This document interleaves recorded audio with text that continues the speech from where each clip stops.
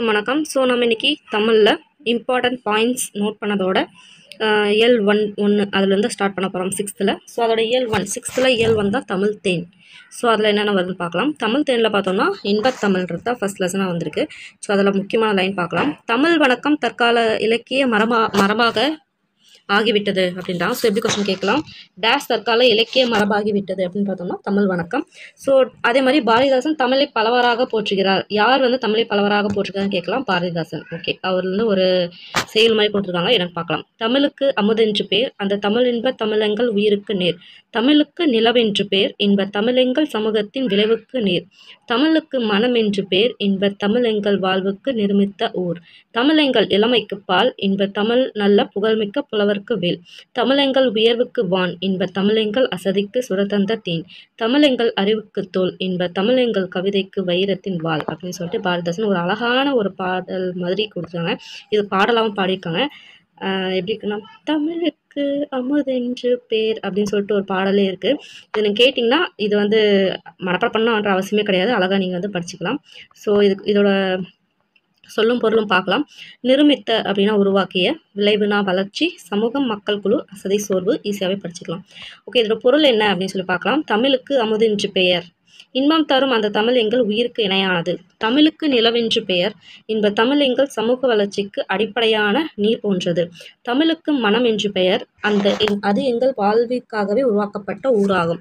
தமிழெங்கள் இளமைக்கு காரணமான பால் போன்றது, நல்ல புகழ்மிக்க புலவர்களுக்கு கூர்மையான வேல் போன்ற கருவியாகும்.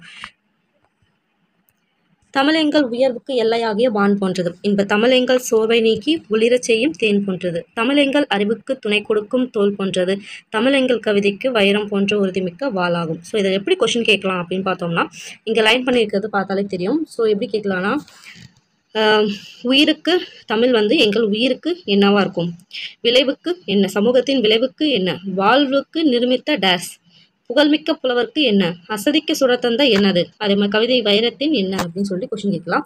ஸோ இதில் இங்கே கீழே கொடுத்துருப்பாங்க, இங்கே பார்த்தீங்கன்னா தெரியும். விளைவுக்கு அறிவுக்கு இளமைக்கு புலவர்கள் கொடுத்து இந்த பக்கம் பால் வேல் நீர் தோல் அப்படின்னு கொடுத்துருக்காங்க. ஸோ இந்த மாதிரி கேட்கறதுக்கு வாய்ப்பு இருக்குது. இது இதாகவும் கேட்கலாம், ஃபில் இன் தி பிளாங்க்ஸ் மாதிரி கேட்கலாம். லைக் சூஸில் ஒன்றுக்கு மட்டும் தமிழெங்கள் விளைவுக்கு டேஸ் சொல்லிட்டு கீழே ஆப்ஷன் கொடுக்கலாம், எப்படின்னா கொடுக்கலாம். ஸோ விளைவுக்கு நீர், அறிவுக்கு தோல், இளமைக்கு பால், புலவருக்கு வேல். ஸோ இப்படியாக படிச்சுக்கணும். ஓகே, இது எழுதுனது யாருன்னு பார்த்தோம்னா பாரதிதாசன், நம்மளுக்கு நல்லாவே தெரியும். ஸோ அப்படின்னும் போது அவரை பற்றி ஒரு நூல் இது பார்த்தலாம். பாரதிதாசனுடைய இயற்பெயர் சுப்ரத்தினம், நம்ம நல்லாவே தெரியும். பாரதியாரின் கவிதைகள் மீது கொண்ட பற்றின் காரணமாக தம் பெயரை பாரதிதாசன் என மாற்றிக்கொண்டார். அவர் கவிதையில் பார்த்தோம்னா பெண் கல்வி, கைம்பெண் மறுமணம், பொதுவுடைமை, பகுத்தறிவு முதலான புரட்சிகரமான கருத்துக்களை பாடுபொருளாக பாடினார். அதனால தான் அவருக்கு புரட்சி கவி அப்படின்ற பேரே சொல்லி வச்சிருக்காங்க. இவர் பாவேந்தர் அப்படின்னு சொல்லப்படுறாரு. இப்பாடல் பார்த்தோம்னா பாரதிதாசன் கவிதைகள் என்ற நூலில் தமிழ் என்னும் தலைப்பின் கீழ் இடம்பெற்றுள்ளது அப்படின்னு கேட்கலாம். ஸோ எப்படிலாம் கொஸ்டின் கேட்கலாம். இவரோட இயற்பெயர் என்ன, சுப்ரத்தினம். யாரோட கவிதை மீது கொண்ட பற்றினமா பேரை மாற்றிட்டான் தான் பாரதியார். ஸோ என்னென்ன கவிதையில் என்னென்ன பற்றிலாம் அவர் பாடிக்காரு அப்படின்னு பார்த்தோம்னா, பெண் கல்வி, கைம்பெண் மறுமணம், பொதுவுடைமை, பகுத்தறிவு, இதெல்லாம் புரட்சிகரமான கருத்துக்களை சொல்லியிருக்காரு. ஸோ இவர் அதனால என்ன சொல்லியிருக்காங்க, புரட்சிக்கவி. இவருக்கு புரட்சிக்கவின்னு சொல்கிறவங்க யார் அப்படின்னு சொல்லி மேட்ச்சில் கூட கேட்டிருக்காங்க நிறைய டைம். ஸோ யாருன்னு பார்த்தோம்னா பாரதிதாசன். அதே மாதிரி இவருக்கு வேற என்ன பேர் இருக்குது, பாவேந்தர். அதுக்கப்புறம் இந்த ஒரு லைன் கொடுத்து இது பார்த்தோம்னா எந்த கவிதைகளில் எந்த நூல்லேருந்து எடுக்கப்பட்டுச்சு, என்ன தலைப்பின் கீழே இருந்துச்சு அப்படின்னு கேட்கும்போது பாரதிதாசன் கவிதை அப்படின்ற நூலில் தமிழ் அப்படின்ற தலைப்பின் கீழே இடம்பெற்றுச்சுன்னு சொல்லிட்டு அழகாக நம்ம படிச்சுக்கலாம். ஓகே, நெக்ஸ்ட் பார்க்கலாம். ஒரு இது கொடுத்துருக்காங்க. தமிழே உயிரே வணக்கம், தாய்ப்பிள்ளை ஒரு அம்மா உனக்கும் எனக்கும், அமிழ்தை நீ இல்லை என்றால் அத்தனையும் வாழ்வில் கசக்கும் புளிக்கும், தமிழை உன்னை நினைக்கும் தமிழன் என் நெஞ்சம் இனிக்கும் இனிக்கும். இப்படி பாட யார் பார்த்தோம்னா காசி ஆனந்தன். ஸோ இதில் எதுதான் கொடுத்துட்டு இது யார் பாடுனதுன்னு கேட்டாங்கன்னா காசி ஆனந்தன். ஓகே, ஒரு இது பார்க்கலாம். ஏற்றத்தாழ்வற்ற சமூகம் அமைய வேண்டும், நாள் முழுவதும் வேலை செய்து கலைத்தவர்க்கு. ஓகே, ஏற்றத்தாழ்வற்ற சமூகம் அமைய வேண்டும், நாள் முழுவதும் வேலை செய்து கலைத்தவர்க்கு டேஸாக இருக்கும், அசதியாக இருக்கும். நிலவு கூட்டல் என்று என்பதனை சேர்த்து எழுத கிடைக்கும் சொல் என்னன்னு பார்த்தோன்னா நிலவென்று. ஓகே, தமிழ் கூட்டல் எங்கள் என்பதனை சேர்த்து எழுத கிடைக்கும் சொல் தமிழ் எங்கள். அமுதென்று என்ற சொல்லை பிரித்து எழுத கிடைப்பது பார்த்தோன்னா அமுது கூட்டல் என்று. செம்பயிர் என்னும் சொல்லை பிரித்து எழுத கிடைப்பது செம்மை கூட்டல் பயிர். இன்பத்தமிழ் பாடலின் கருத்துக்கு ஏற்றபடி பொருத்துக. விளைவுக்கு நீர், அறிவுக்கு தோல், இளமைக்கு பால், புலவர்க்கு வேல். அடுத்து இயல் 1 அடுத்தது பார்த்தோம்னா தமிழ் கும்மி. ஓகே, கூட்டமாக கூடி கும்மி அடித்து பாடி ஆடுவது மகிழ்ச்சியான அனுபவம். கும்மியில் தமிழை போற்றும்படி ஆடுவது பெருமை மகிழ்ச்சி தரும். அதை தான் சொல்லியிருக்காங்க.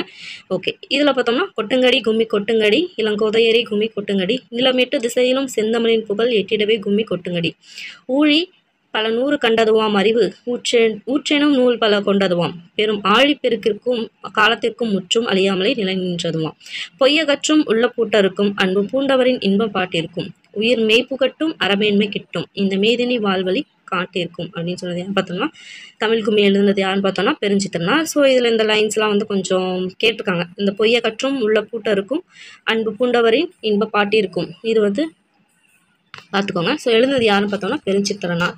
ஸோ ஆழி பெருக்கு அப்படின்னா கடல் கோள், இந்த குரூப் ஃபாலோ கேட்டிருந்தாங்க. ஒரு 4-5 இது கொடுத்து ஆறு அப்படின்னு சொல்லி கொடுத்துருந்தாங்க. ஸோ ஆழி அப்படின்னா கடல், ஊழினா நீண்டதொரு காலப்பகுதி, மேதினி உலகம், உள்ள போட்டு உள்ளத்தின் அறியாமை. பாடலின் பொருள் பார்த்துக்கோங்க. இளம்பெண்களே, தமிழின் புகழ் 8 திசையிலும் பரவிடும் வகையில் கைகளை கொட்டி கும்மியடிப்போம். பல 100 ஆண்டுகளை கண்டது தமிழ்மொழி, அறிவு ஊற்றாகிய நூல்கள் பலவற்றை கொண்ட மொழி, பெரும் கடல் சீற்றங்கள் கால மாற்றங்கள் ஆகிய எவற்றாலும் அழியாமல் நிலைத்திருக்கும் மொழி, தமிழ் பொய்யை அகற்றும் மொழி, இது மனத்தின் அறியாமையை நீக்கும் மொழி, அன்புடைய பலரின் இன்பம் தரும் பாடல்கள் நிறைந்த மொழி, உயிர் போன்ற உண்மையை ஊட்டும் மொழி, உயர்ந்த அறத்தை தரும் மொழி, இந்த உலகம் சிறந்த வாழ்வதற்கான வழிகளையும் காட்டும் மொழி தமிழ்மொழி.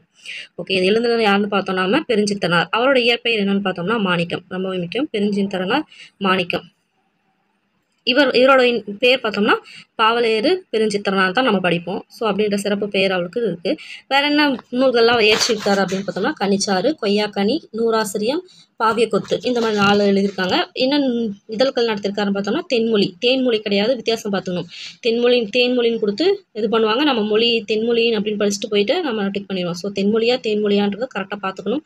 தென்மொழி, தமிழ் சிட்டு, தமிழ் நிலம், தமிழ் சிட்டு, தமிழ் நிலம், தென்மொழி ஆகிய இதுகளை நடத்தினார். தனித்தமிழையும்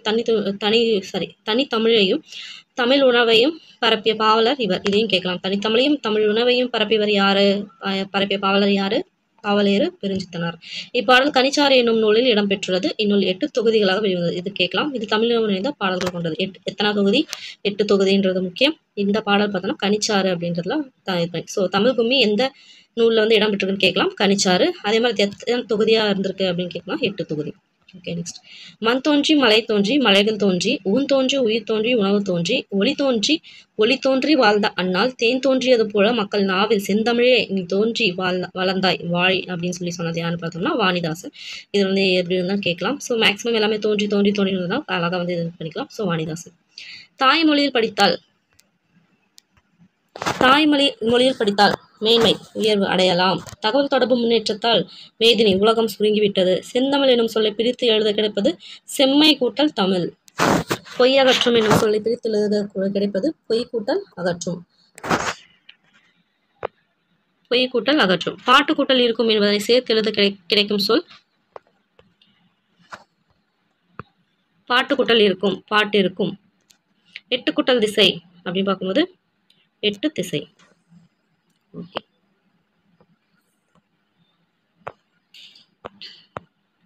அடுத்தது பார்த்தோம்னா வளர்த்தமிழ். மூத்த தமிழ் மொழி என்றும் எளிமையானது, இனிமையானது, வளமையானது, காலத்திற்கேற்ப தன்னை தகுதிப்படுத்திக் கொள்வது, நினைக்கும் போது நெஞ்சில் இனிப்பது, நம் வாழ்வை செழிக்க செய்வது, உலக செம்மொழிகளில் ஒன்றாக விளங்கும் தமிழ் மொழியின் சிறப்புகளை அறியலாம் வாங்கல். ஸோ உலக செம்மொழிகளில் ஒன்றாக விளங்குவது எதுன்னு கேட்கலாம், தமிழ்மொழி. ஓகே, நெக்ஸ்ட் பார்த்தோம்னா மனித இன பரிணாம வளர்ச்சிக்கு சிறப்புகளில் ஒன்று மொழி. இது கேட்கலாம். மனித இன பரிணாம வளர்ச்சியில் சிறப்புகளில் ஒன்று எது? மொழி அப்படின்னு சொல்லிட்டு கேட்கலாம். மனிதரை உயிரினத்திலிருந்து வேறுபடுத்தி காட்டுறதும் எதுவும் பார்த்தோம்னா மொழி தான். ஏன்னா அதுங்களால் பேச முடியாது இல்லையா? அதனால மொழி நாம் சிந்திக்க உதவுகிறது. ரைட், சிந்தித்ததை வெளிப்படுத்தவும் உதவுகிறது. பிற கருத்தை நாம் அறிய உதவுவது மொழி. உலகில் 1000த்திற்கும் மேற்பட்ட மொழிகள் இருக்கின்றன. இவற்றுள் சில மொழிகள் மட்டுமே பேச்சு வடிவம், எழுத்து வடிவம் ஆகிய இரண்டையும் பெற்றுள்ளன. ஸோ உலக மொழிகளில் பலவற்றுள் இலக்கணம், இலக்கிய வளம் பெற்று திகழும் மொழிகள் மிகச் சிலவே. அவற்றுள் செம்மைமிக்க மொழி என்று ஏற்றுக்கொள்ளப்பட்டவை சில மொழிகளே. தமிழ் மொழி அந்த சிறப்பு பெற்ற செம்மொழி ஆகும். ஓகே, தமிழ் இலக்கியங்கள் இனிமையானவை. ஓசை இனிமை, சொல்லினிமை, பொருள் இனிமை கொண்டவை. பல மொழிகள் கற்ற கவிஞர் வந்து பாரதியார். அவர் வந்து என்ன சொல்லியிருக்காருன்னா, யாமறிந்த மொழிகளிலே தமிழ் மொழி போல் இனிதாவது எங்கும் காணும் அப்படின்னு சொல்லியிருக்காரு. இது எப்படி ஞாபகம் வச்சுக்கலாம் அப்படின்னா, யாமர் இந்த யா அப்படின்னு சொல்லியாச்சா அப்படின்னாலே யா பாரதியார் யார் அப்படின்னு வந்தாச்சா அப்படின்னு வச்சுக்கலாம். நெக்ஸ்ட் மூத்த மொழி. என்றும் பிறந்தவள் என்றும் உணராத இயல்பினெல்லாம் எங்கள் தாய். இது ரெண்டுமே வந்து டிஎன்பிஎஸ்சியில் கேட்ட கொஸ்டின் தான். இதை சொன்னது யாருன்னு பார்த்தோம்னா பாரதியார் அப்படின்னு சொல்லிட்டு பாரத தாயின் தொன்மையை பற்றி கூறியிருக்கிறார். அடுத்து சாலைகள் தோன்றிய பிறகே சாலை விதிகள் தோன்றியிருக்கும், அதுபோல இலக்கியம் தோன்றிய பிறகே அதற்குரிய இலக்கண விதிகள் தோன்றியிருக்க வேண்டும் அப்படின்னு சொல்றாங்க. அதாவது சாலைகள் வந்து நம்ம போட்டதுக்கு அப்புறம் தான் சாலைக்கு வந்து இப்படிலாம் விதிகள் இருக்கணும் அப்படின்னு சொல்லிட்டு ஒரு விதி வந்து எப்படி அமைச்சாங்களோ அந்த மாதிரி இலக்கியம் வந்ததுக்கு அப்புறம் தான் அதுக்கு இந்த இலக்கியம் இப்படிதான் எழுதணுன்ற இலக்கண விதிகள் தோன்றியிருக்க வாய்ப்பு இருக்கு அப்படின்னு சொல்றாங்க. ஸோ தொல்காப்பியம் தான் வந்து தமிழில் நமக்கு கிடைத்துள்ள மிக பழமையான இலக்கண நூல்ன்றாங்க. ஸோ கேட்கலாம், தமிழில் நமக்கு கிடைத்துள்ள மிக பழமையான இலக்கண நூல் எது? தொல்காப்பியம் அப்படின்னு சொல்றாங்க. அப்படி என்றால் அதற்கு முன்னதாகவே தமிழ் இலக்கிய நூல்கள் இருந்திருக்க வேண்டும் இல்லையா? இதனை கொண்டு தமிழ் மிகவும் தொன்மையான மொழி அப்படின்னு சொல்லிட்டு உணரலாம்ன்றாங்க. ஓகே, எளிய மொழி. தமிழ் மொழி வந்து பேசவும் படிக்கவும் எழுதவும் உகந்த மொழி. உயிரும் மெய்யும் இணைவதால் தோன்றுபவை உயிர்மை, நமக்கு தெரியும். நெக்ஸ்ட் உயிர் எழுத்துக்கள் மெய் எழுத்துக்கள் ஆகியவற்றின் ஒலிப்பு முறைகளை அறிந்து கொண்டால் உயிர்மெய் எழுத்துக்களை எளிதாக ஒலிக்கலாம். அதுவும் கரெக்ட் தான். எழுத்துக்களை கூட்டி ஒலித்தாலே தமிழ் படித்தல் இயல்பாக நிகழ்ந்துவிடும். அவங்க தான் அமுது அப்படின்னு படித்தாலே அமுதுன்னு வந்துடும். தமிழ் மொழியை எழுதும் முறையும் மிகவும் எளிதுதான். இதற்கேற்ப தமிழ் எழுத்துக்கள் பெரும்பாலும் வளஞ்சொல்லி எழுத்துக்களாக அமைந்தது ரொம்ப முக்கியமான பாயிண்ட். தமிழ் எழுத்துக்கள் மேக்ஸிமம் என்ன சொல்லி அப்படின்னு சொல்லிட்டு இது வந்து டிஎன்பிஎஸ்சியில் கேட்டிருக்காங்க, வளஞ்சொல்லி. ஓகே, அந்த வளஞ்சொல்லி எழுத்துக்கள் என்னென்ன இருக்குது அப்படின்னு பார்த்தீங்கன்னா தெரியும். ஆ, ஏ, ஔ, நா, ஞா. இது 5 பார்த்தீங்கன்னா வளஞ்சொல்லி எழுத்துக்கள். அதாவது எக்ஸாம்பிளுக்கு இதில் 5 பார்த்தீங்கன்னா இது வளஞ்சொல்லி எழுத்துக்கள். இடஞ்சொல்லி பார்த்தோம்னா டா, யா, ரா அப்படின்றது பார்த்தோம்னா 3மே இடஞ்சொல்லி. ஸோ வளஞ்சொல்லி எழுத்துக்கள் என்னென்ன? ஆ, ஏ, ஔ, நா, ஞா. எழுதி பார்த்தோம்னா நல்லாவே தெரியும், வலது பக்கம் சொல்லிக்கிற மாதிரி தான் இருக்கும். ஸோ ஆ, ஏ, ஔ, நா, ஞா. இடஞ்சொல்லி டா, யா, ரா. ஓகே, நெக்ஸ்ட் தெரிந்து கொள்வோம்ல பார்க்கலாம். சொல் முதலில் ஆளப்படும் இலக்கியம் மேற்கோள். ஓகே, இந்த சொல் எதில் வந்துச்சு அப்படின்னு சொல்லிட்டு. ஸோ தமிழ், தமிழ்நாடு, தமிழன், இது 3 எங்கே வந்துருக்குன்னு பார்க்கலாம். இது வந்து டிஎன்பிஎஸ்சியில் கேட்டிருக்காங்க. ஃபஸ்ட்டு தமிழ்ன்றதை பார்த்தோம்னா ஃபஸ்ட்டு தொல்காப்பியத்தில் வந்திருக்கு. அது எந்த மேற்கோளில் வந்திருக்கு, எந்த லைனில் கொடுத்துருக்கான்னு பார்க்கலாம். தமிழின் கிளவியும் அதனோரட்டே அப்படின்னு சொல்லி வந்து தமிழ் அப்படின்ற இங்கே பார்த்தீங்களா தமிழ் அப்படின்னு சொல்லிட்டு அந்த வார்த்தை வந்திருக்கு அப்படின்னு சொல்கிறாங்க. ஸோ தமிழின் கிளவியும் அதனோரட்டே அப்படின்னு சொல்லி கேட்டு இது எங்கே வந்திருக்கு அப்படின்னு கேட்பாங்க, தொல்காப்பியம். ஸோ தமிழ்ன்றது எதில் முதல்ல வந்திருக்கு? தொல்காப்பியம். சரி, தமிழ்நாடு எங்கே வந்திருக்கு அப்படின்னு பார்த்தோம்னா சிலப்பதிகாரம், அதுவும் வஞ்சி காண்டத்தில். குறிப்பாக சிலப்பதிகாரம், வஞ்சி காண்டம். சிலப்பதிகாரத்தில் வஞ்சி காண்டம், 3வது காண்டமான வஞ்சி காண்டம். ஓகே, அதில் இமிழ் கடல் வேலியை தமிழ்நாடு ஆக்கிய, தமிழ்நாடு வந்தாச்சா, இது நீ கருதினை ஆயின் அப்படின்னு சொல்லிட்டு கேட்கலாம். இமிழ் கடல் வேலியை தமிழ்நாடு ஆக்கிய இது நீ கருதினை ஆயின், இது எதில் வந்திருக்கு? சிலப்பதிகாரம். எந்த காண்டம்? வஞ்சி காண்டம். ஓகே, தமிழ்நாடு எந்த இதில் வந்திருக்கு இலக்கியத்தில்? சிலப்பதிகாரம், வஞ்சி காண்டம். எந்த லைன் பார்த்தோன்னா இமிழ் கடல் வேலியை தமிழ்நாடு ஆக்கிய இது நீ கருத்தினை ஆயின் அப்படின்னு சொல்லிட்டு. நெக்ஸ்ட் தமிழன் அப்படின்ற வேர்டு இது வந்திருக்கு பார்த்தோன்னா அப்பர் தேவாரம். அப்பர் எழுதுன தேவாரம் தான், தேவாரத்தில் தான் இது வந்திருக்கு. ஸோ அப்பர்னா யாருன்னு தெரியும், திருநாவுக்கரசு அப்படின்றது நமக்கு நல்லாவே தெரியும். ஸோ அவர் எழுதின தேவாரத்தில் தான் வந்திருக்கு. தமிழன் கண்டாய் அப்படின்னு சொல்லிட்டு திருத்தாண்டகம், அவர் எழுதின திருத்தாண்டகத்தில் தமிழன் கண்டாய் அப்படின்னு சொல்லிட்டு ஒரு லைன் வந்திருக்கு. அதில் தான் தமிழன் அப்படின்ற ஒரு வார்த்தை வந்திருக்கு அப்படின்றாங்க. ஸோ நம்ம தெரிஞ்சுக்கலாம், தமிழன் பார்த்தோம்னா தொல்காப்பியம், தமிழ்நாடு பார்த்தோம்னா சிலப்பதிகாரம், வஞ்சிகாண்டம், தமிழன் பார்த்தோம்னா அப்பர் தேவாரம். நெக்ஸ்ட் சீர்மை மொழின்னு யார் சொல்கிறாங்க பார்க்கலாம். சீர்மை அப்படின்னா ஒழுங்குமுறையை குறிக்கும். எப்படி கேட்கலாம்? சீர்மைனா என்ன அப்படின்னு கேட்கலாம், ஒழுங்குமுறையை குறிக்கும் சொல். தமிழ் மொழியின் பல வகை சீர்மைகளுள் அதன் சொற்சிறப்பு குறிப்பிடத்தக்கது அப்படின்னு சொல்கிறாங்க. உயர்திணை அக்ரிணை என 2 திணைகள் இருக்குது நம்மளுக்கு தெரியும். உயர்திணை அக்ரிணை சொல்லிட்டு உயர்திணையோட ஆக்சுவலான ஒரு எதிர்ச்சொல் என்ன பார்த்தோம்னா தாழ்திணை தான். ஏன்னா உயருக்கு கீழே தாழ் தான் வரும். ஸோ அப்படின்னு தான் இருக்கணும், தாழ்திணை அப்படின்னு தான் அமைஞ்சிருக்கும். ஆனால் தாழ்திணை அப்படின்னு சொல்லாமல் அக்ரிணை, அதாவது அழுக்கூட்டல் திணை, உயர்வு அல்லாத திணை அப்படின்னு சொல்லிட்டு பெயர் சொல்லியிருக்காங்க. ஸோ அந்த எந்த அளவுக்கு வந்து ஒரு அதை வந்து தாழ்திணைனா என்னது, அவங்கள தாழ்த்தி சொல்கிற மாதிரி இருக்குது, ஒரு அவங்கள இது பண்ணுற மாதிரி இருக்குது, கீழ்படுத்துகிற மாதிரி இருக்குது. அப்படின்னால உயர்வு அல்லாத திணைன்னு சொல்லிட்டு ஓரளவுக்கு அவங்கள கௌரவமாக பண்ணுற மாதிரி அவங்க பேசியிருக்காங்க. அந்தளவுக்கு சீர்மையான மொழின்றாங்க. அதேமாதிரி பாகற்காய்னா கசப்பு சுவையுடையதுன்னு அர்த்தம். அதை கசப்பு காய் அப்படின்னு சொல்லாமல் இனிப்பு அல்லாத காய் பாகற்காய், பாகு கூட்டல் அல் கூட்டல் காய், இது பிரித்து இதில் கேட்டிருக்காங்க. ஸோ பாகற்காய் எப்படி பிரிக்கலாம்? பாகு கூட்டல் அல் கூட்டல் காய். பாகுனா இனிப்பு, அல்னா இல்லை, இனிப்பு இல்லாத காய் அப்படின்னு சொல்லிட்டு வழங்கியிருக்காங்க. இவ்வாறு பெயரிடுதலும் சீர்மை மிக்கது தான் தமிழ் மொழி அப்படின்னு சொல்கிறாங்க. நெக்ஸ்ட் வளமை மொழி. தமிழ் ஏன் வளமை மிக்க மொழி அப்படின்னு சொல்கிறாங்க பார்த்தோம்னா, தொல்காப்பியம், நன்னூல் அப்படின்றது ஒரு இலக்கண நூல் நம்மளுக்கு நல்லாவே தெரியும். அந்த மாதிரி தமிழ் மொழியில் இலக்கண நூல் நிறைய இருக்குது அப்படின்றாங்க. அதே மாதிரி 8 தொகை 10 பாட்டுன்ற சங்க இலக்கியம் இருக்குது, திருக்குறள், நாலடியார், அந்த மாதிரி அறநூல்கள் இருக்குது, சிலப்பதிகாரம், மணிமேகலையின் காப்பியம் இருக்குது. இந்த மாதிரி இலக்கியம் இலக்கண வளம் இருந்தால் தமிழ் மொழி அப்படின்னு சொல்லிட்டு சொல்கிறாங்க. ஸோ இது இந்த பூவோட 7 நிலைகளும் வந்து இப்போ நார்மலாக ஃபார் எக்ஸாம்பிள் இங்கிலீஷ் எடுத்துக்கலாம். இங்கிலீஷில் மொத்தமாக என்ன சொல்லுவாங்க, ஃப்ளவர், பட், இந்த மாதிரி ஒரு 3-4 இதுலேயே முடிச்சிருவாங்க. அதாவது முட்டை இருந்துச்சுன்னா பட்டு, வளர்ந்து போச்சுன்னா ஃப்ளவர், முடிஞ்சு போச்சு. ஆனால் தமிழில் அந்த பூ வந்து உருவாக்கி கீழே அதை உதிர்ற வரைக்கும் 7 வகையான ஒரு 7 நிலை இருக்குது. அது பார்த்தோம்னா அதுக்கு ஒவ்வொரு பேர் வந்து வச்சுருக்காங்க, அதுதான் கொடுத்துருக்காங்க. ஃபஸ்ட்டு வந்து அது மொட்டுக்கு முன்னாடி நிலை ஃபஸ்ட்டு அந்த எப்படி சொல்கிறதுனா இலையெல்லாம் மூடி இருக்கும் இல்லையா, அந்த நிலமையை தான் வந்து என்ன சொல்கிறாங்கன்னா அரும்பு எடுத்துருக்கு அப்படின்வாங்க இல்லையா, அரும்பு ஃபஸ்ட்டு. அப்போ தான் அதுதான் அரும்பு நம்ம வந்து ஒரு ஸ்டார்டிங் ஸ்டேஜ் தான் அரும்பு. அடுத்து அந்த அரும்பு என்ன ஆகுனா லைட்டாக அந்த பூ வெளில வரும், அதுதான் மொட்டு. அதுக்கடுத்து ஜஸ்ட் அந்த இது மட்டும் வெளில வரும், ஃபுல்லாக மலராமல், அது முகைன்றாங்க. நெக்ஸ்ட்டு தான் மலர் வரும், அந்த மலர் ஃபுல்லாக மலர்ந்துச்சுன்னா அலர்ன்றாங்க. அதுக்கடுத்து லைட்டாக வாடின மாதிரி இருக்கும், அப்போ வி அப்படின்வாங்க. நெக்ஸ்ட்டு கீழே உதிர்ற மாதிரி நிலமை வந்து செம்மலர் அப்படின்றாங்க. அதில் 7 வகை இருக்குது, கேட்கலாம் 7 வகை. ஸோ அதோட செகண்ட் ஸ்டேஜ் என்ன, தேர்ட் ஸ்டேஜ் என்ன, ஃபோர்த் ஸ்டேஜ் என்ன அப்படின்னு சொல்லி கேட்கலாம். ஸோ தெரிஞ்சுக்கணும். ஃபஸ்ட்டு அரும்பு, மொட்டு, முகை, மலர், அலர், வி, செம்மல். ஸோ அந்தளவுக்கு வளமை மிக்க மொழி அப்படின்னு சொல்லிட்டு சொல்கிறாங்க. ஒரு எழுத்தே ஒரு சொல்லாகி பொருள் தருவதும் உண்டு, ஒரு சொல் பல பொருளை குறித்து வருவதும் உண்டு.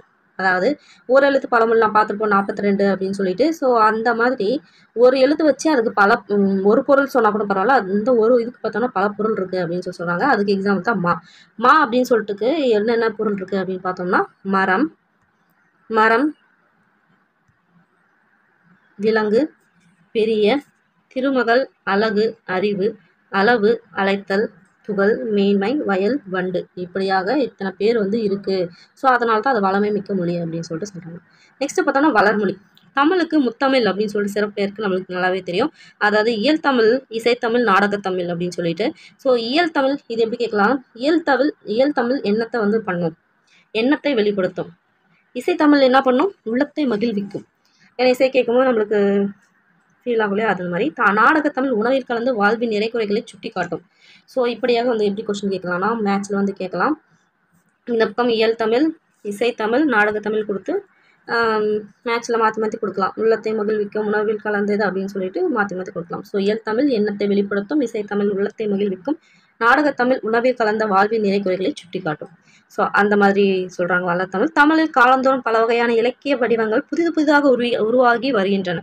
அதாவது துளிப்பா, புதுக்கவிதை, கவிதை, செய்யுள், இது எல்லாம் பார்த்தோம்னா தமிழ் கவிதையின் வடிவங்கள். ஃபஸ்ட்டு எப்படி இருந்தது, செய்யுள், அடுத்து கவிதைன்னு ஒன்று வந்துச்சு, அதுக்கடுத்தது புதுக்கவிதை அப்படின்னு சொல்லிட்டு, அதுக்கடுத்து இப்போ துளிப்பா அப்படின்னு சொல்லிட்டு ஒன்று வந்திருக்கு. ஸோ இதெல்லாம் புதுசாக வந்து அது மாறிக்கிட்டே இருக்குது காலத்துக்கு ஏற்ற மாதிரி அப்படின்றாங்க.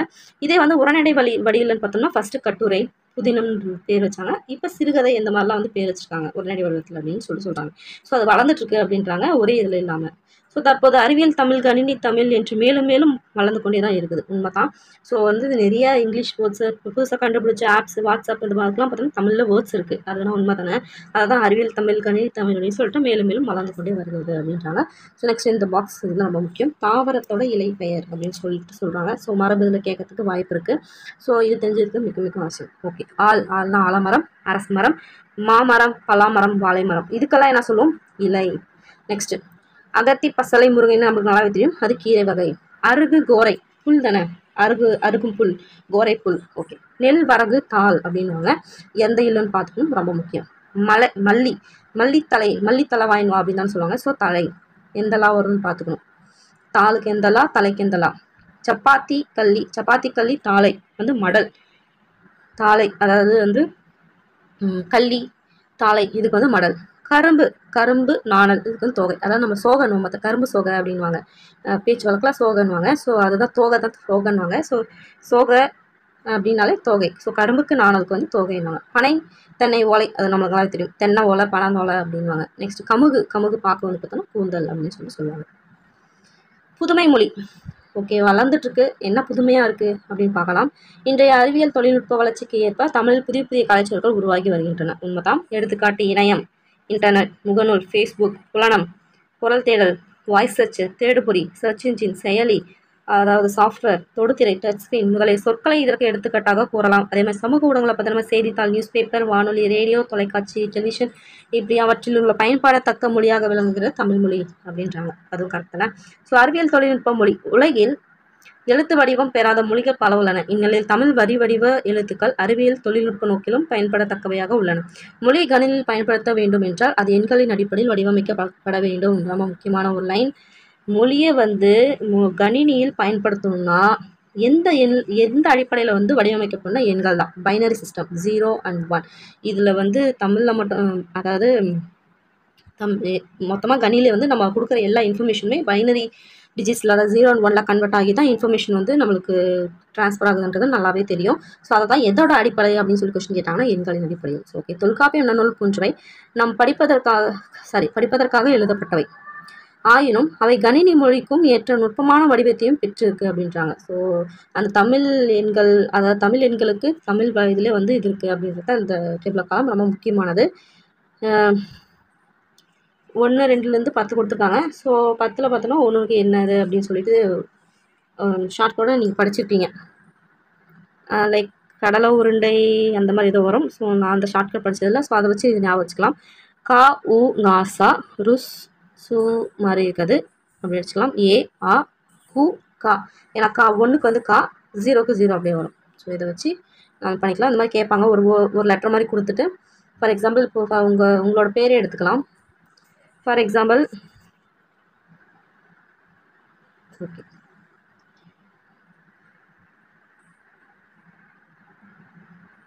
ஏதோ ஒரு வார்த்தை கொடுத்துருவாங்க. கொடுத்துட்டு இங்கே பார்த்தீங்கன்னா 1லேருந்து இந்த 10 வரைக்கும் இருக்கா. ஸோ நான் இப்போ ஒரு 5, 6, 7, 8 இந்த நம்பருக்கு தமிழ் வடிவில் கொடுங்க அப்படின்னு சொல்லி கேட்கலாம். பார்த்தோம்னா 5க்கு ரூ, 6க்கு சு, 7 பார்த்தோம்னா ஏ, 8க்கு பார்த்தோம்னா ஆ. இந்த மாதிரி வரும். இல்லைனா இந்த மாதிரி வேர்டாக கொடுத்துட்டு அதுக்கு லெட்டர் நம்பர் போடுங்க அப்படின்னு சொல்லிட்டு கேட்பாங்க. நம்ம கொஸ்டினில் கேட்டிருக்காங்க. ஸோ அதை பார்த்து படிச்சுக்கோங்க. ஓகே. 2000 ஆண்டுகளாக வழக்கில் இருக்கும் சில தமிழ் சொற்கள். இது ரொம்ப முக்கியமான ஒரு டேபிள் காலம். சொல் அதோட இடம்பெற்ற நூல் என்னென்ன அப்படின்னு சொல்லிட்டு இதில் கொடுத்துருக்காங்க. இது ரொம்பவே முக்கியம். ஸோ வேளாண்மை பார்த்தோம்னா கலித்தொகை திருக்குறளில் இது பண்ணியிருக்கு. ஸோ உழவர் பார்த்தோம்னா நற்றிணை. பாம்பு பார்த்தோம்னா குறுந்தொகை. மேக்ஸிமம் இந்த அனிமல்ஸ்லாம் குறுந்தொகையில் வந்திருக்கு. பாம்பு பார்த்தீங்கன்னா தெரியும். பாம்பு, முதலை, அதுக்கப்புறம் பார்த்தோம்னா மீன். இந்த தண்ணியில் இருக்கிறது எல்லாமே பார்த்தோம்னா குறுந்தொகையில் வந்திருக்கும். ஸோ அப்படியே வச்சுக்கலாம். பாம்பு, முதலை, மீன் பார்த்தோம்னா குறுந்தொகை. அதுக்கு அடுத்தது ஓகே, இதில் என்ன ஷார்ட்கட் பார்ப்போம். ஸோ வேளாண்மை அப்படின்னா என்னது? விவசாயம் பண்ணுறாங்க. விவசாயம் பண்ணால் தான் ஆரியம் கிடைக்கும். அதாவது களி செஞ்சு சாப்பிட்லாம். அதே மாதிரி வேளாண்மை அப்படின்றது திருக்குறள் ஞாபகம் வச்சுக்கலாம். ஸோ கலித்தொகை திருக்குறள் அப்படின்னு ஞாபகம் வச்சுக்கலாம். ஸோ உழவர்ன்றவங்க பார்த்தீங்கன்னா ரொம்ப நல்லவங்க இல்லையா. ஸோ அதுமாதிரி நற்றினை நல்லவங்க அப்படின்னு நல்ல திணை அப்படின்னு சொல்லிட்டு அர்த்தம் இல்லையா. ஸோ உழவர் அப்படின்னா நற்றினை நல்லவங்க. பாம்பு முன்னே பார்த்தோம். இந்த மாதிரி இதில் தண்ணியில் இருக்கிற பாம்பு, முதலை, மீன் எல்லாமே குறுந்தொகையில் வருது. வெள்ளம் பார்த்தோம்னா 18 ஸோ வெள்ளம் வருது பத்திரமா போங்க 18 பார்த்துக்கோங்க, பார்த்து 10 பதிற்று பத்திரம் அப்படின்ட்டு. ஓகே, நெக்ஸ்ட் கோடைனாவே என்னது? வெயிலாக இருக்குது, வெளில போகுது. அகம் நானூறு. அகம்னா என்னது? உள்ள போங்க அப்படின்னு சொல்லுது. கோடைனா உள்ள இருந்துக்கும். அகநானூறு. உலகம் பார்த்தோம்னா தொல்காப்பியம், கிளவியாக்கம், திருமுருகாற்றுப்படை. ஸோ இந்த உலகத்திலே எல்லா இடத்துலையும் கோயில் இருக்குது. முருகனுக்கு இருக்குது திருமுருகாற்றுப்படை. கிளவியாக்கம் இந்த கிளவினா இந்த கிளவி இந்த உலகமே தெரிஞ்ச மாதிரி தான் பேசுவா அப்படின்னு சொல்லிட்டு திட்டுவாங்க இல்லையா. அதை ஞாபகம் வச்சுக்கலாம். தொல்காப்பியம் உலகத்தில் தொல்காப்பியம் அப்படின்றது நமக்கு நல்லாவே தெரியும். உலகறிஞ்ச ஒரு இலக்கணத்தை அப்படி ஞாபகம். மருந்துன்றது நமக்கு நல்லாவே தெரியும். திருக்குறள்ன்றது நமக்கு தெரியும். அகநானூறுனா மருந்து, அகம் உள்ளுக்கு சாப்பிடுவோம் இல்லையா மருந்து. ஸோ அகநானூறு, மருந்து உள்ளுக்கு அகநானூறு. ஊருனா உலகம் வந்துச்சுன்னா தொல்காப்பியம் வந்துடும். ஸோ அகத்திணைனா நிறைய திண்ணை இருக்குது. ஊருக்கு ஒரு திண்ணை இருக்குது அப்படின்னு சொல்லி ஞாபகம் வச்சுக்கலாம். அன்புனாவே தொல்காப்பியம். அன்புனாவே கலவியல். திருக்குறளில் கலவியல் வந்துடுது. அப்போ திருக்குறள் அப்படின்னு சொல்லிட்டு வந்துடுது. ஸோ திருக்குறளில் கலவியலில் தான் அன்பு இருக்குது அப்படின்றதான் சொல்லியிருக்காங்க. தொல்காப்பியம். உயிர் தொல்காப்பியம். அதே மாதிரி ஊர்னாலும் தொல்காப்பியம், அன்புனாலும் தொல்காப்பியம், உயிர்னாலும் தொல்காப்பியம். ஸோ கிளவி உயர வாங்குறா அப்படின்னா அது ஞாபகம் வச்சுக்கலாம். சும்மா ஒரு இதுக்காக. திருக்குறள் உயிர் வந்தாச்சு. அன்புன்னு வந்துச்சுனாவே தொல்காப்பியம், கலவியல் திருக்குறள். அதே மாதிரி உயிர் வந்துச்சுனாவே தொல்காப்பியம், கிளவியாக்கம், திருக்குறள். மகிழ்ச்சி இந்த தொல்காப்பியம் படித்தாலே மகிழ்ச்சியாக இருக்கும். ஸோ கற்பியல், திருக்குறள். மகிழ்ச்சின்றது பார்த்தா கற்பியலுக்கெல்லாம் எப்படி எடுத்துக்கலாம்னா அதில் பார்த்தோம்னா ஒரு ஹஸ்பண்ட் அண்ட் ஒய்ஃப் மாதிரி எடுத்துக்கலாம் கற்பு அப்படின்றதுல. ஸோ அப்படின்னும்போது அவங்க மகிழ்ச்சியாக இருக்காங்க அப்படின்ட்டு சொல்லணும். ஸோ கற்பியல்னு திருக்குறள் இருக்குன்னு நமக்கு நல்லாவே தெரியும். ஸோ மீன் பார்த்தோம் முதலை, பாம்பு இதெல்லாம் குறுந்தொகை அப்படின்னு சொல்லிட்டு. ஸோ புகழ் தொல்காப்பியம் வேற்றுமையல் அப்படின்னு சொல்லிட்டு. ஸோ நெக்ஸ்ட் பார்த்தோம்னா அரசு பார்த்தோம்னா திருக்குறள். ஸோ அரசு வந்து சொல்லியிருக்காங்க இல்லையா, திருக்குறள் வந்து ஹைகோர்ட்டில் வந்து சொல்லியிருப்பாங்க, மெட்ராஸ் ஹைகோர்ட்டில் திருக்குறள் வந்து எல்லாமே படிக்கணும்னு சொல்லிட்டு அரசு வந்து ஆர்டர் போட்டுருக்காங்க. ஸோ செய்யின்றது பார்த்தோம்னா குறுந்தொகை அப்படின்னு சொல்லிட்டு குறுன்னு பார்க்காம போய் செய் அப்படின்னும்ல அது. நெக்ஸ்ட் செல்னா தொல்காப்பியம் புறத்தை செல் புறத்திணை தொல்காப்பியம். அது தோ அப்படின்னு வச்சுக்கலாம். பார்னா பெரும்பான்மைப்படை. எப்படி பார்னா உலகம் அப்படின்னு சொல்லுவோம் இல்லையா. ஸோ உலகத்தை வந்து எவ்வளோ பெருசாக இருக்குது பார் அப்படின்னுலாம் அது மாதிரி ஞாபகம். ஒளி தொல்காப்பியம் கிளவின்னு வந்துச்சுனாலே கொஞ்சம் ஒரு இதாக தான் வருது. ஃபார் எக்ஸாம்பிள் கிளவி ஒளி அப்படின்னு சொல்லிட்டு ஒழிக்கிறது அப்படின்னு சொல்லிட்டு ஞாபகம். கிளவி ஒழிக்கணும், பேரம் வாங்குது. ஸோ அப்படி ஞாபகம் தொல்காப்பியம். ஸோ தொல்காப்பியம் வினைகள். இந்த முடி இருந்தாலே நம்மளுக்கு ஒரே வினையாக போச்சுப்பா, நிறைய முடி இருந்தாலே. ஏன்னா எனக்கு அந்த மாதிரி தான். ஸோ வினைகள்லாம் முடி ஞாபகம் தொல்காப்பியம். ஸோ இது வந்து அப்படியே ஒரு உங்களுக்கு பிடிச்ச மாதிரி நீங்கள் பார்த்துக்கோங்க, இல்லை வேறு ஷார்ட்கட் வேறு எங்கன்னா இருந்தாலும் பார்த்துக்கோங்க. நான் சொல்கிற மாதிரியே பார்த்துக்கலாம், இல்லை மனப்பாடம் பண்ணாலும் பண்ணிக்கலாம். ஆனால் ரொம்ப முக்கியம், பண்ணி தான் ஆகணும். ஓகே, இப்போ பிறந்தநாள் வாழ்த்து வந்து தமிழில் பாடுறாங்க. நீண்ட காலம் நீ நீடு வாழ வேண்டும். ஸோ இது யார் வந்து எழுதுனது பார்த்தோம்னா அறிவுமதின்றவங்க தான். ஸோ அதை பார்த்துக்கோங்க. ஓகே, நெக்ஸ்ட் வந்து சரியான விடையை தேர்ந்தெடுத்து எழுதுக. ஃபர்ஸ்ட் தொன்மைனாவே என்னது, பழமை. தொன்மை என்னும் சொல்லின் பொருள் பழமை. இடப்புறம், இடம் கூட்டல் புறம் தான் இடப்புறம். சீரிழமை, சீர் கூட்டல் இளமை, சீர்மை கூட்டல் இளமை. ஓகே, சிலம்பு கூட்டல் அதிகாரம் சிலப்பதிகாரம். கணினி கூட்டல் தமிழ் கணினி தமிழ். தமிழ் மொழி போல் இனிதாவது எங்கு காணோம். அதான் சொன்னேன், யாமறிந்த மொழிகளிலே தமிழ் மொழி போல் இனிதாவது எங்கும் காணோம். இப்படி கூட தனியாக கூட கேட்டலாம், யான்றதை ஞாபகம் வச்சு கூட விட்டுறக்கூடாது. ஸோ அதை முழுசாக படித்து பார்த்தீங்கன்னா சொல்லி பாருங்கள், பாரதியார். ஓகே, மா அப்படின்னா என்ன நம்ம பார்த்தோம், நிறையா பார்த்தோம். அதில் பார்த்தோன்னா மானா விலங்கு, பெரிய திருமகள் மரத்தில் அந்த மாதிரி. நாம் சிந்திக்கவும் சிந்தித்ததை வெளிப்படுத்தவும் உதவுவது எது அப்படின்னு சொல்லி கேட்டிருக்காங்க. மொழி நம்ம ஃபர்ஸ்டே பார்த்தோம். ஃபர்ஸ்ட் இன்ட்ரோலே நம்ம பார்த்தோம். சிந்திக்கவும் நம்ம சிந்தித்ததை வெளிப்படுத்தவும் உதவுவது எது? இங்கே இருக்கு பாத்தீங்களா, நாம் சிந்திக்க உதவுகிறது, சிந்தித்ததை வெளிப்படுத்த உதவுகிறது எது? மொழி. அப்படின் போது அதுக்கு ஆன்சர் பார்த்தோம்னா மொழி. அடுத்து தமிழில் நமக்கு கிடைத்துள்ள மிக பழமையான இலக்கணம்னால தொல்காப்பியம் நம்ம என்ன படித்தோம். மொழியை கணினியில் பயன்படுத்த எனில் அது என்ன அடிப்படையில் வரும்னு நம்ம என்ன பார்த்தோம், எண்களின் அடிப்படையில் நம்ம என்ன பார்த்தோமா, எண்கள் அப்படின்னு சொல்லிட்டு. ஸோ எண்களின் அடிப்படையில் தான் வடிவமைக்கப்பட வேண்டும். ஓகே, நெக்ஸ்ட்டு ஒரு கடிதம் மாதிரி. கனவு பழித்தது. தமிழில் இயல் உண்டு, இசை உண்டு, நாடகம் உண்டு. இவை மட்டுமல்ல அறிவியலும் உண்டு. தமிழுக்கு அறிவியல் புதிதல்ல. அன்று முதல் இன்று வரை அறிவியல் செய்திகளை இலக்கியங்களை வாயிலாக வெளியிட்டு இருக்கிறார்கள் நம் முன்னோர்கள். இலக்கியங்கள் கூறும் செய்திகளை அறிவோமா. ஸோ ஒரு லெட்டர் மாதிரி இது எழுதியிருக்காங்க. அன்புள்ள அத்தைக்கு வணக்கம், நான் நலம், நீங்கள் நலமா. என் பள்ளி பருவ கனவு நனவாகிவிட்டது. அத்தை, இளம் அறிவியல் ஆய்வாளர் பணிக்கு நான் தெரிவு செய்யப்பட்டிருக்கிறேன். நாளை காலை சதீஷ் தவான் விண்வெளி ஆய்வு நிறுவனத்தில் பணியில் சேர வேண்டும். இந்த மகிழ்ச்சியான நேரத்தில் உங்களைத்தான் நினைத்துக் கொள்கிறேன். நான் 6ஆம் வகுப்பு படித்த போது உங்களுக்கு ஒரு கடிதம் எழுதினேன், நினைவிருக்கிறதா அப்படின்னு சொல்லிட்டு அந்த லெட்டர் கொடுத்துருக்காங்க. நான் நலம், நீங்கள் நலமா. வருங்காலத்தில் உங்களைப் போல அறிவியல் துறையில் பணியாற்ற வேண்டும் என்பது என் விருப்பம். நான் அரசு பள்ளியில் தமிழ் வழியில் படிக்கிறேன், அது உங்களுக்கே தெரியும். தமிழில் படித்து அறிவியல் அறிஞர் ஆக முடியாது என்று பலரும் கூறுகிறார்கள். என்னால் சாதிக்க முடியாதா? தமிழில் படித்தால் என் கனவு நிறைவேறுமா? எனக்கு வழிகாட்டுங்க அப்படின்னு சொல்லிட்டு இன்சுவை அப்படின்றவங்க எழுதியிருக்காங்க. அதன் பிறகு நீங்கள் எனக்கு தொடர்ந்து பல கடிதங்கள் எழுதினீர்கள். செய்திகளையும் பலவற்றை கூறி ஊக்கம் அளித்துக் கொண்டே இருந்தீர்கள். என் ஐயங்கள் எல்லாவற்றையும் தீர்த்து வைத்தீர்கள். என் கனவுகளும் உரமூட்டியவை உங்களின் கடிதங்களை. அக்கடிதங்கள் அறிவு கருவூலங்காக இன்றும் பாதுகாத்து வருகிறேன். என்னுடைய உயர்வுக்கு காரணமானவற்றை மீண்டும் மீண்டும் படித்து பார்ப்பது வழக்கமாகிவிட்டது அப்படின்றாங்க. அது என்ன லெட்டர்னு பார்த்தோம்னா, அன்புள்ள இன்சுவை, இங்கு நான் நலமாக இருக்கிறேன். உன் கடிதம் கிடைத்தது. 6ஆம் வகுப்பிலேயே உன் எதிர்கால இலக்கினை நீ உருவாக்கி கொண்டு விட்டாய். மகிழ்ச்சி. தமிழில் படித்தால் சாதிக்க முடியாது என்பது தவறான எண்ணம். சாதனையாளர்கள் பலரும் தங்கள் தாய்மொழியில் படித்தவர்களே. சாதனைக்கு மொழி ஒரு தடையே கிடையாது. நீண்ட நெடுங்காலமாகவே அறிவியல் சிந்தனையோடும் விளங்கியவர்கள் தமிழர்கள். தமிழ் இலக்கியங்களில் அறிவியல் சிந்தனைகள் பல காணப்படுகின்றன. அவற்றில் சிலவற்றை என்னோட பகிர நினைக்கிறேன். ஸோ இதுக்கு மேலே வரதெல்லாம் பார்த்தோம்னா கொஸ்டின் ஏரியா பார்க்கலாம். நிலம், நீர், நெருப்பு, காற்று, ஆகாயம் என்னும் 5ம் கலந்தது இவ்வுலகம் என்பது அறிவியல் உண்மை. தொல்காப்பியர் நமது தொல்காப்பியம் என்னும் நூலில் இக்கருத்தை குறிப்பிடுகிறார். மேலும் உலக உயிர்களை ஓரறிவு முதல் 6 அறிவு வரை வகைப்படுத்தியும் உள்ளார்ன்றாங்க. ஸோ அதை எங்கன்னு பார்க்கலாம். நிலம், நீர் இங்கே கொடுத்துருக்காங்க பாருங்கள் அந்த இதுக்கான லைனு. நிலம் தீ நீர் வலி விசும்போடு ஐந்தும் கலந்த மயக்கம் உலகம் ஆதலின். எந்த லைன் தொல்காப்பியம் ரொம்ப ரொம்ப முக்கியம். அடுத்து கடல் நீர் ஆவியாகி மேகமாகும், பின்னர் மேகம் குளிர்ந்து மழையாக பொழியும். பழந்தமிழ் இலக்கியங்களான முல்லைப்பாட்டு, பரிபாடல், திருக்குறள், கார்40, திருப்பாவை முதலிய நூல்களில் இந்த அறிவியல் செய்தி குறிப்பிடத்தக்கது அப்படின்னு இருக்காங்க. ஸோ அது எந்த லைன் பார்க்கலாம். இங்கே கொடுத்துருக்காங்க பாருங்க. கடல் நீர் முகந்த கமஞ்சூல் எழிலி அப்படின்னு சொல்லி கொடுத்தாங்க. இது கார்40, அதாவது அந்த கடல் நீர் வந்து எப்படி ஆவியாகி அப்படி மழையாக வருது அப்படின்றத சொல்லியிருக்காங்க. அந்த லைன் தான் கார்40. கேட்கலாம் லைன் கொடுத்து எங்கே இருக்குன்னா கார்40. நெக்ஸ்ட், திரவ பொருட்களை எவ்வளவு அழுத்தினாலும் அவற்றின் அளவை சுருக்க முடியாது என்ற அறிவியல் கருத்து.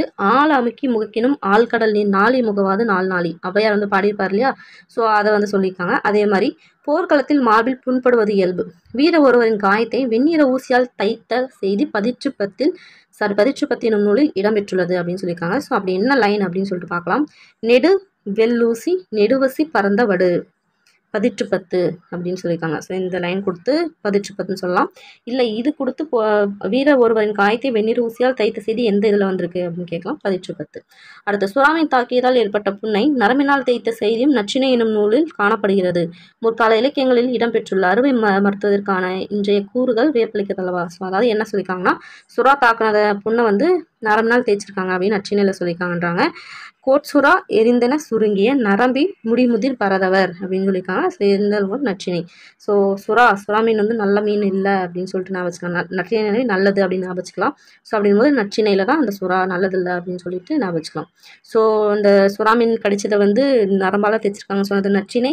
இதே வந்து போரில் ஏற்பட்ட மார்பில் ஏற்பட்ட புண்ணை வந்து வெண்ணிற ஊசியால் தைத்துக்க இது பார்த்தோம்னா பதிற்றுப்பத்து. அதேமாதிரி மழை எப்படி பெய்யுதுன்றத கார்40. அதே மாதிரி 5 இது இருக்குது, 5 பூதங்கள் இருக்குன்னு சொன்னது தொல்காப்பியம் அப்படின்னு சொல்லிட்டு நான் வச்சுக்கலாம். நெக்ஸ்ட், தொலைவில் உள்ள பொருளின் உருவத்தை அருகில் தோன்ற செய்ய முடியும் அப்படின்னு சொல்லிட்டு ஆசனது கலீலியோ தான் சொல்லியிருக்கான்னு நம்ம நினச்சிருக்கோம். ஆனால் இக்கருத்து திருவள்ளுவ மாலையில், அதாவது கபிலர் எழுதிய திருவள்ளுவ மாலை அப்படிலாம் ஏற்கனவே இருக்குது அப்படின்னு சொல்லியிருக்காங்க. திணையளவு போதா சிறுபுல் நீர் நீண்ட பனையளவு காட்டும். அதாவது அந்த புல் மேலே வந்து அந்த பனித்துளி பட்டிருக்கு அப்படின்னா அதில் பார்க்கும்போது பார்த்தோம்னா அந்த பனைமரம் அப்படியே திருப்பி காட்டும். அப்படி அவ்வளோ பெரிய பனைமரத்தை அந்த துளியில் வந்து காட்டும் அப்படின்னு சொல்லிட்டு அவர் சொல்லியிருப்பாரு. ஸோ அதை தான் வந்து சொல்லியிருப்பாங்க. ஸோ இந்த லைன் கேட்டு யார் எழுதுனது, எந்த இதில் வந்திருக்குன்னு சொல்லிட்டு கேட்கலாம். ஸோ இதெல்லாம் கொஷின் ஏரியா பார்த்துக்கணும். தற்காலத்தில் அறிவியல் துறைகளில் மட்டுமின்றி அனைத்து துறைகளிலும் தமிழர்கள் கோலோச்சி வருகின்றனர். கோலோச்சினா உயர்ந்து, கோலோச்சுறதுனாவே அந்த மாதிரி. ஸோ சாதனையாளர்களின் வாழ்க்கை நிகழ்வுகளை அறிந்து கொள். நம் ஊர் நூலகம் உனக்கு மிகவும் உதவியாக இருக்கும். நூல் வாசிப்பு உன் சிந்தனைக்கு வளம் சேர்க்கும். அறிவியல் மனப்பான்மை பெருகும். தமிழராலும் எந்த துறையிலும் எதையும் சாதிக்க முடியும். தொடர்ந்து முயற்சி செய், நீ வெல்வாய். உன் கனவு நனவாக வாழ்த்துகிறேன். அன்புடைய உன்னத்தை நறுமுகை அப்படின்னு சொல்லிட்டு சொல்லியிருப்பாங்க. ஸோ நீங்கள் கூறியபடி நூல்கள் பலவற்றை தொடர்ந்து படித்து வந்தேன். உங்கள் அன்பின் எண்ணம் நிறைவேற உறுதுணையாக விளங்கியது. தமிழ் இலக்கியங்களும் பிற நூல்களும் எனக்கு நம்பிக்கை ஊட்டின. இவற்றை நான் என்றும் மறக்க மாட்டேன். சமுதாயத்திற்கு என்னால் என்ற நன்மைகளை செய்வேன். அதற்கேற்ப பணியாற்றுவேன். நன்றி அத்தை அப்படின்னு சொல்லிட்டு இன்சுவை முடிச்சிடறாங்க. ஸோ வந்து இதில் வந்து கொஸ்டின் ஏரியா பார்த்தீங்கன்னா இதுதான். அடிக்கடி கேட்குற நிறையா கொஷின்ஸ் நிறையாவே இருக்குது. ஸோ இதை பார்த்துக்கணும். நெக்ஸ்ட்டு பார்த்தோம்னா தெரிந்து கொள்வோம்னா, தமிழில் பயின்று அறிவியல் அறிஞர்கள் யார் யாருன்னு பார்த்தா நமக்கு நல்லாவே தெரியும். அப்துல் கலாம், அதே மாதிரி இஸ்ரோ அறிவியல் அறிஞர் மயில்சாமி, அதே மாதிரி இஸ்ரோவோட தலைவரான டாக்டர் சிவன். இவங்க எல்லாமே தமிழில் படித்து பெரிய ஆளானவங்க தான் அப்படின்னு சொல்லி சொல்கிறாங்க. ஸோ தமிழ் வந்து தமிழில் படித்ததுனால வந்து பெரிய ஆளாக ஆக முடியுமா அப்படின்ற ஒரு சந்தேகத்துக்கு இது ஒரு முற்றுப்புள்ளி வைக்கிறது. உங்களுக்கும் அதே தான் சொல்கிறேன். நெக்ஸ்ட்டு இலக்கணம். தமிழ் எழுத்துக்களின் வகையும் தொகையும். உலகில் உள்ள ஒவ்வொரு பொருளையும் மனிதன் உற்று நோக்கினான். அவற்றின் இயல்புகளை அறிந்து கொண்டான். அவ்வாறே மொழியையும் ஆழ்ந்து கவனித்தான். மொழியை எவ்வாறு பேச வேண்டும், எழுத வேண்டும் அப்படின்னு சொல்லிட்டு சொன்னாங்க. அதுதான் இலக்கணம் அப்படின்னு சொன்னாங்க. ஸோ தமிழில் இலக்கண வகைகள் எத்தனை இருக்குது அப்படின்னு பார்த்தோம்னா 5 வகை. எழுத்து, சொல், பொருள், யாப்பு, அணி. ஞாபகம் வச்சுக்கணும். எழுத்து வந்து ஒன்றா சேர்ந்துச்சுன்னா சொல். அந்த சொல் வந்து ஒரு பொருள் தரும். அந்த பொருள் எல்லாத்தையும் வந்து கட்டுறாங்க தான் யாப்பு. நெக்ஸ்ட்டு அணி. எழுத்து ஒளி வடிவமாக எழுதப்படுவது, வரிபடமாக எழுதப்படுவதும் எழுத்து அப்படின்னு சொல்கிறாங்க. நெக்ஸ்ட் உயிரெழுத்துக்கள். உயிருக்கு முதன்மையானது காற்று. அந்த மாதிரி இயல்பாக காற்று வெளிப்படும் போது உயிரெழுத்துக்கள் பிறக்கின்றன. வாயை திறத்தல், உதடுகள் விரித்தல், உதடுகளை குவித்தல் ஆகிய எலி செயல்பாடுகள் ஆ முதல் அவ் வரையுள்ள 12 உயிரெழுத்துக்களும் பிறக்கின்றன அப்படின்றாங்க. ஸோ அதில் பார்த்தோம்னா அ, இ, உ, ஏ, ஓ இது எல்லாமே வந்து 5 குறுகி ஒலிக்கின்றன. அதனால் குறில் சொல்லுவாங்க. அ, இ, உ, ஏ, ஐ, ஓ, அவ் இது எல்லாமே 7 நீண்டு எழுத்து நெடில் அப்படின்னு சொல்லிட்டு சொல்கிறாங்க. அதுதான் 5 குறில் எழுத்துக்கள், 7 நெடில் எழுத்துக்கள். அதே மாதிரி ஒவ்வொரு எழுத்தையும் உச்சரிப்பது கால அளவுன்னு சொல்கிறாங்க. கால அளவு இருக்குன்றாங்க, அதான் மாத்திரைன்றாங்க. ஸோ மாத்திரை அப்படின்றத பார்த்தோம்னா ஒரு கால அளவை குறிக்கும். மாத்திரை என்பது எதை குறிக்கும்? கால அளவு. ஒரு மாத்திரை அப்படின்றது ஒரு முறை கண்ணிமிக்கவோ இல்லை ஒரு முறை கை நொடிக்கவோ ஆகும் கால அளவாகும். ஸோ குறில் எழுத்து பார்த்தோம்னா ஆ 1 முடிஞ்சிச்சு. நெடில் எழுத்தான ஆனம்னா 2. ஸோ அப்படின்னு பார்க்கும்போது குறில்னா 1, நெடில்னா 2. மெய்யெழுத்து. மெய்யின்றதை பார்த்தோம்னா மெய்க்கு வந்து அர்த்தமே உடம்பு அப்படின்னு தான் பொருள் வரும். ஸோ மெய்யெழுத்துக்கள் வந்து ஒலிக்க உடல் இயக்கத்தின் பங்கு இன்றியமையாதது அப்படின்றாங்க. ஸோ டேஸ் ஒலிக்க உடல் இயக்கத்தின் பங்குகள் இன்றியமையாதது அப்படின்னு பார்த்தோம்னா மெய்யெழுத்து. ஸோ உடம்பு உடல் அப்படின்னு வந்துச்சுன்னா மெய்யெழுத்து. அதுதான் நம்ம பார்த்தோம் 18 எழுத்துக்கள் அப்படின்னு சொல்லிட்டு நமக்கு நல்லா தெரியும். அதில் வல்லினம் எது, மெல்லினம் எது, இடையினம் எதுன்றது நமக்கு நல்லா தெரியும். கசர தப்பற ஞன நமன எழ வளல.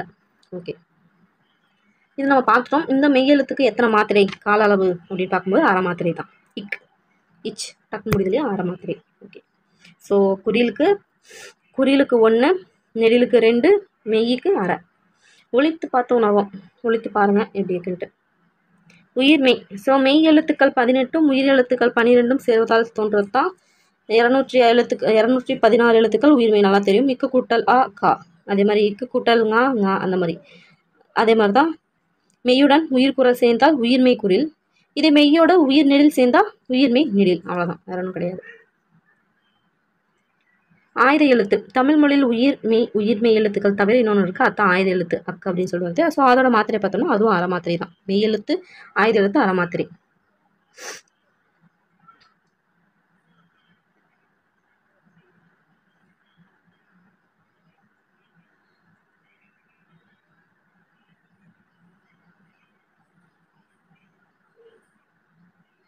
ஓகே, இதில் நம்ம கொஷின் வந்து எப்படி கேட்கலாம்னா, பழமொழியின் சிறப்பு டேஸ் சொல்வது. என்ன சொல்வது? சுருங்க சொல்வது. நம்மளுக்கு நல்லாவே தெரியும். நோயற்ற வாழ்வை தருவது சுத்தம். உடல் நலமே டேஸ்க்கு அடிப்படை, உழைப்புக்கு அடிப்படை. இது வந்து பார்த்துக்கோங்க.